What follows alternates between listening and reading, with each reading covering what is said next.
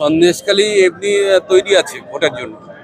যদি সন্দেশখালীর আজকের মানুষের যা ভূমিকা দেখলাম, মানুষ যেভাবে স্বতঃস্ফূর্ত এসছে, তাদের লোকসভা ভোট যখন হবে তখন আমরা তৈরি। এখানে বিজেপি, সিপিএম, কংগ্রেস তো নিশ্চিহ্ন, তাদের কোনো ভূমিকাই নেই। আগামী দিনে লোকসভা ভোটে সেটাই দেখতে পাবো আমরা।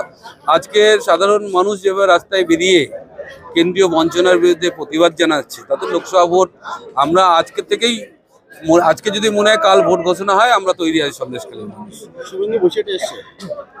রাজনৈতিক প্রোগ্রাম আছে, শুভেন্দুর সঙ্গে তো আমাদের কোনো বিষয় নেই। শুভেন্দু এটা অন্য রাজনৈতিক দল করে। এখানে যেটা আমরা আজকে দেখলাম যে আজকের আমরা প্রমাণ করেছি যে এত প্রতিকূল অবস্থার মধ্যে থেকেও, এত ভয় দেখানো থেকেও সাধারণ মানুষ, সাধারণ মায়েরা, বোনেরা তারা বাড়ির বাইরে বেরিয়ে এসে 100 দিনের কাজের টাকা চাইছে। আমরা সেই জন্য লড়াইটা করছি। মিছিলের পাল্টা মিছিল, রাজনৈতিক বক্তব্যের পাল্টা বক্তব্যে উত্তপ্ত হলো বসিরহাট। সন্দেশখালীতে শেখ শাহজাহানের বাড়িতে ইডির হানা সহ রাজ্যের তৃণমূল নেতা মন্ত্রীদের কেন্দ্রীয় এজেন্সি দিয়ে হেনস্থা হয়রানি করে রাজনৈতিকভাবে কালিমালিপ্ত করতে চাইছে কেন্দ্রীয় সরকার। এর প্রতিবাদে আজ কলকাতা বাসন্তী হাইওয়েতে সরবেরিয়া বাজার থেকে প্রায় 2 কিলোমিটার রাস্তা কয়েক হাজার আদিবাসী মহিলা প্ল্যাকার্ড, ফেস্টুন, ব্যানার নিয়ে সন্দেশখালীর বিধায়ক সুকুমার মাহাতোর নেতৃত্বে পদযাত্রা এবং ধিক্কার প্রতিবাদ সভা করেন। সেখানে উঠে আসে ইডি, সিবিআই এর মতো কেন্দ্রীয় এজেন্সি রাজনৈতিকভাবে কালিমালিপ্ত করতে রাজ্যের শাসক দলের নেতা মন্ত্রীদের বাড়িতে গিয়ে হয়রানি ও হেনস্থা করছে। পাশাপাশি কেন্দ্রীয় সরকার একাধিক প্রকল্পের টাকা আটকে রেখেছে, বিশেষ করে 100 দিনের প্রকল্পের টাকা, যেখানে সাধারণ মানুষ, উপভোক্তাদের সামাজিক জীবনে প্রভাব পড়ছে।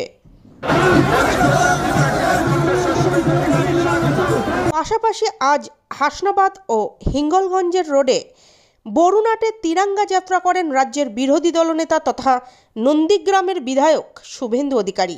সঙ্গে ছিলেন বিজেপি নেত্রী অর্চনা মজুমদার ও একাধিক বিজেপি নেতৃত্ব। এদিন প্রকাশ্যে রাজ্যের তৃণমূল নেতাদের বিরুদ্ধে মুখ খোলেন শুভেন্দু। তিনি বলেন, শাহজাহানের বাঘ এখন কোথায়? বাঘ এখন মমতা পুলিশের সংরক্ষণে, যোগী থমাসের সংরক্ষণে। কোথায় আছে আপনিও জানেন, আমিও জানি। সরবেড়িয়া থেকে ধামাখালি 11 কিলোমিটার, তার মধ্যেই উনি চলাফেরা করছেন।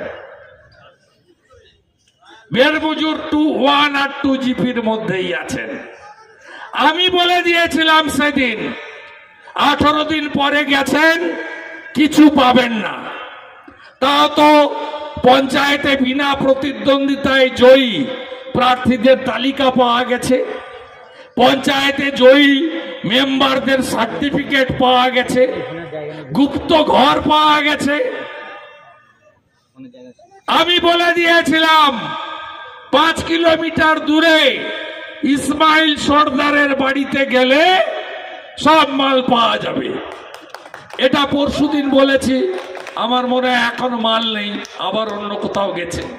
তৃণমূলের লোকরাই খবর দিচ্ছে, আমাদের কিছু করতে হচ্ছে না। তৃণমূলের লোকেরাই খবর দিচ্ছে হোয়াটসঅ্যাপ করে যে দাদা এইখানে এইখানে মাল আছে, আপনারা একটু দেখুন। এই চোরেদের বিরুদ্ধে আমাদের লড়াই চলবে।